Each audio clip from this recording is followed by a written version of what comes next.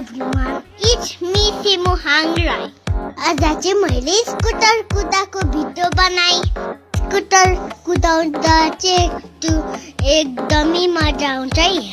स्कुटरलाई चाहिँ हामीले खुट्टाले ठेरेर कुदाउनु पर्छ। जहाँ टाढोसम्म पनि जानु सक्छौँ।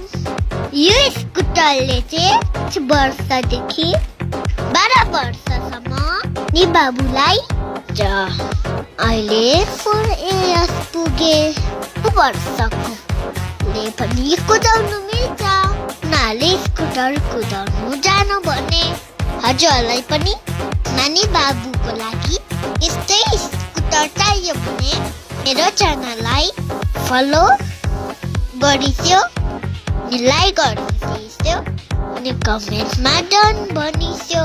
Thank you, by.